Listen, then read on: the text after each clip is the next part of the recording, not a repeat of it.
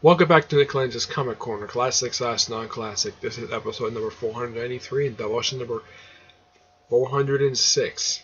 7 more to go after this one until I reach episode 500. I'll have to figure out later exactly how many more videos I can do with the trades I've got. Okay. First up, now I got one Batman trade, one Superman trade, and they're both from DC. First of which is Batman, The Golden Age, Volume 3. This contains Batman 8 through 11. The Batman stories from Detective Comics 57 to 65. And the Batman stories from World's Finest, issues 4 through 6. Yep. Now, writer a majority of the issues is Bill Finger, one of the co-creators of Batman, with Joseph Green, Edmund Hamilton, and Jack Scaroff on the writing. The artwork is mostly done by the late Bob King, with Jack Burney, Fred Ray, Jerry Robinson, and George Cardos, with Michael Cho on the art, who does the cover artwork. With these issues in here, there's only one new character who makes his debut in these issues. Only one noteworthy Batman villain makes his debut in these issues, and that is, of all people, the Penguin. Yep, his first 2 appearances are in this trade. Yep. Yes, Bob King does pretty much most of the writing for these issues. The only issues he doesn't write in here are, let's see, you have Detective Comics number 59 written by Joseph Green. 60 is done by Jack Scaroff. Let's see. Batman 10 is mostly done by, the first 2 stories in that one done by Joseph Green, and the last story is done by Jack Scaroff. And let's see, World's Finest number 6, the story there is written by Joseph Green, and Joseph Green also does writing for Detective Comics number 65. While Bob King does most of the cover and some of the interiors, the cover art for issue 50 is done by Jerry Robinson. Number 8, the cover for that one is done by Jerry Robinson and Fred Ray. Let's see, Fred Ray does issue number 4 for World's Finest. Jerry Robinson does issue 60. Jack Burney does the cover for issue number 9. Jerry Robinson does the cover for World's Finest number 5. The artwork for one of the stories, I believe it's the 3rd one, is done by Jerry Robinson for Batman number 10. Jerry Robinson also does the artwork for World's Finest number 6. Let's see. Fred Ray does the cover for issue 11, and let's see.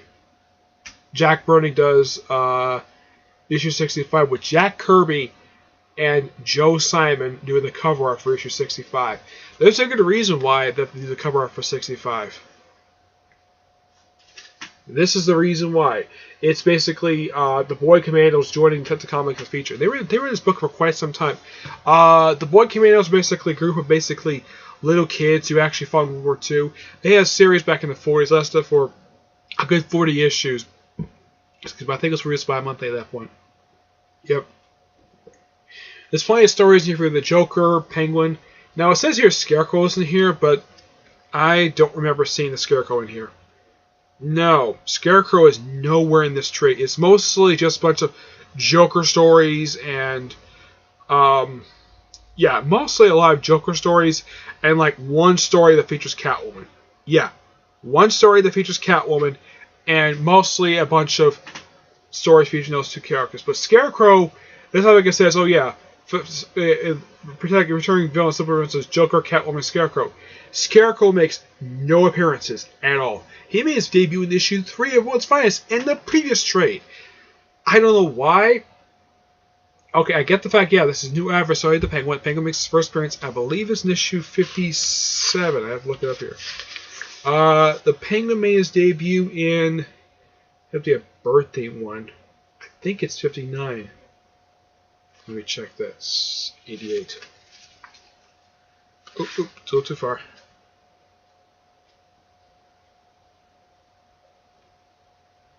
Let's see. Yep, 88 is the debut of the Penguin. And if you want to know the Penguin look like, drawn by, who does this interior artwork for this issue?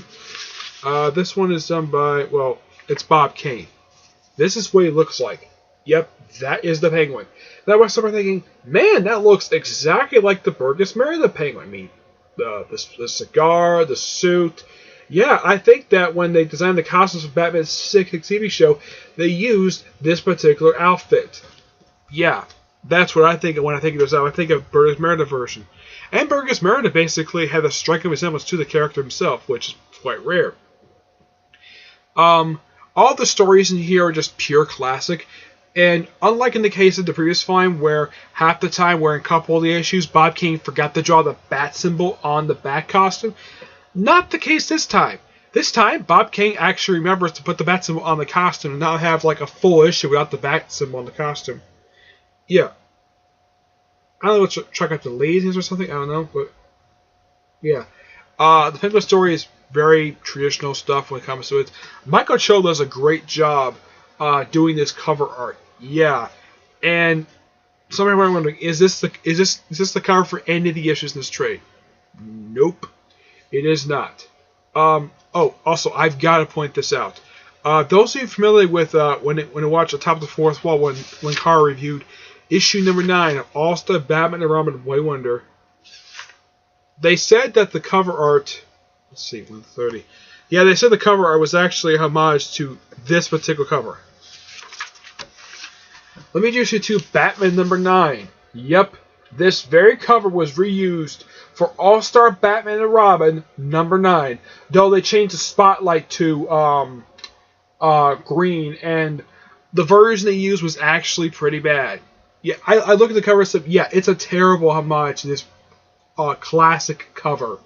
I appreciate Jim Lee basically trying to homage an old classic Batman cover, but who would know it would be Batman number 9? No, this is not Volume 2, number 9, or the number 9 issue that came out last year. This is the original number 9. Yep, the one that came out in the early 40s, I believe it is, yes. Now, this book covers, for issues-wise, years. It takes up late 1942.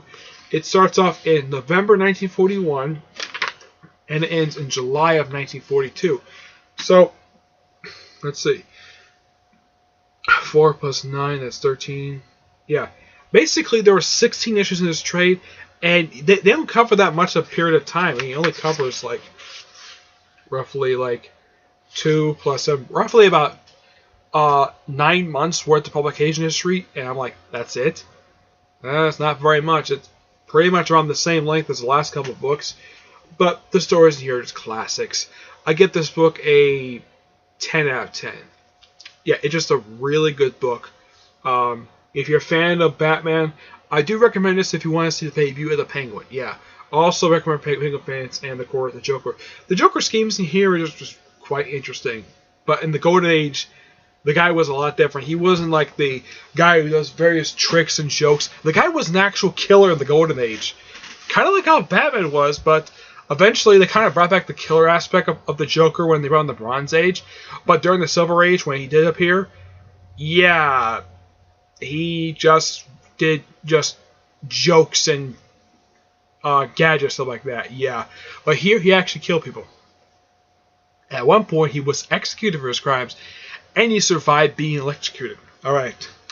Next up is Superman Savage Dawn, with issues written by Gene Long Yang, Greg Pak, and Peter Tomasi. The first writer does Superman issues.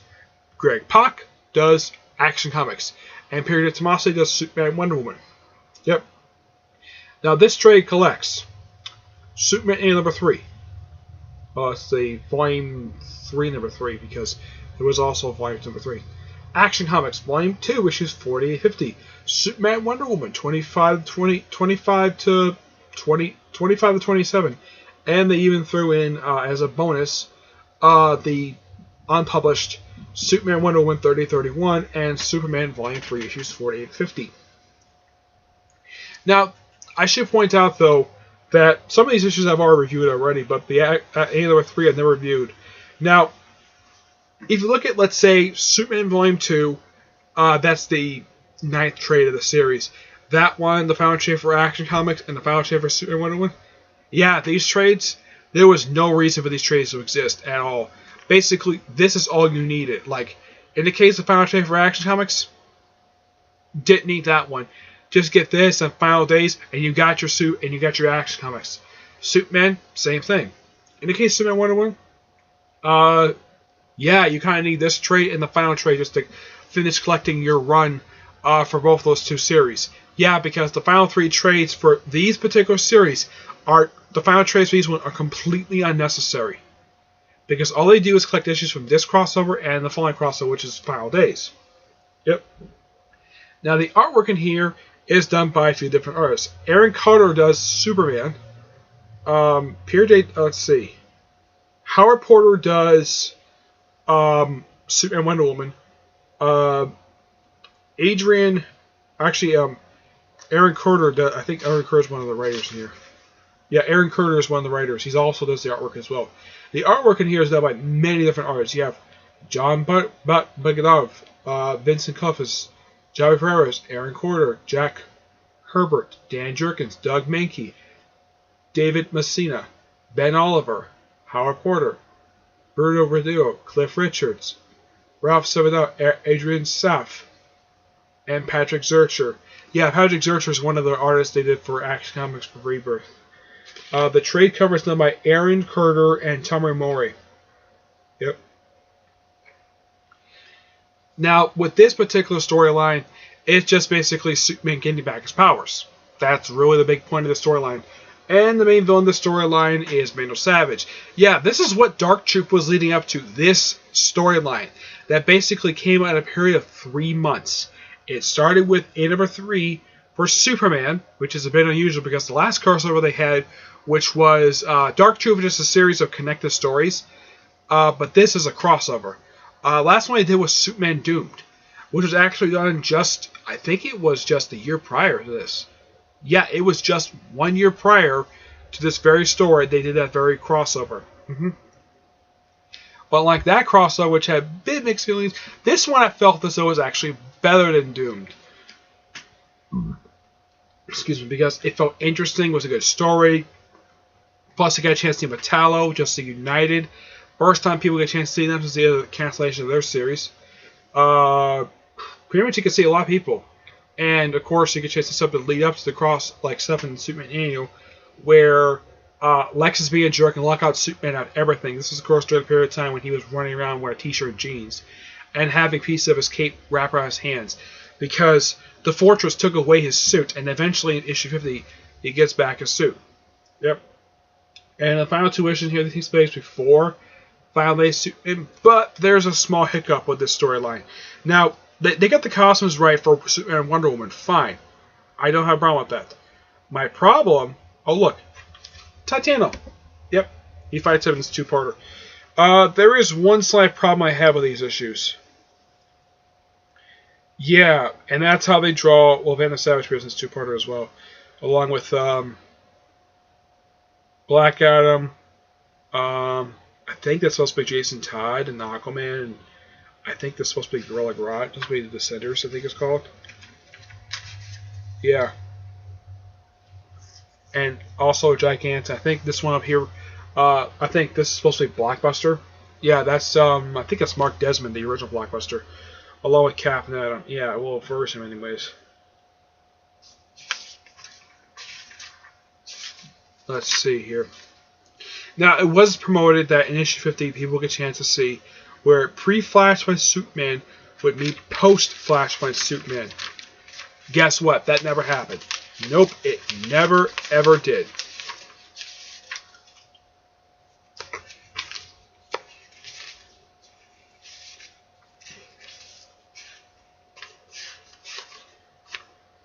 Yeah, let's see here. I'm trying to find the particular page where Batman has got the wrong costume. Yep. I'm not kidding, he does. Superman's got the right costume. Wonder Woman's got the right costume. But in the case of Batman, he's got the wrong costume. I think they even have the wrong costume for Hal Jordan. Look, here's Batman in his Jim Lee costume. Now, if this is supposed to be for Final Days of Superman, he is wearing the wrong costume. Yes, that is the wrong costume. He's supposed to be wearing the Greg Capullo design costume, not this one. I have nothing against this costume.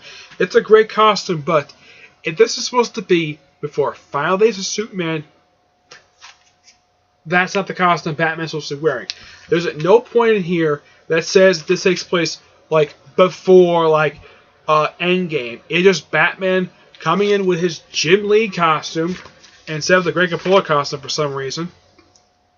And they even kind of have the wrong costume, wrong kind of attire for Hal Jordan.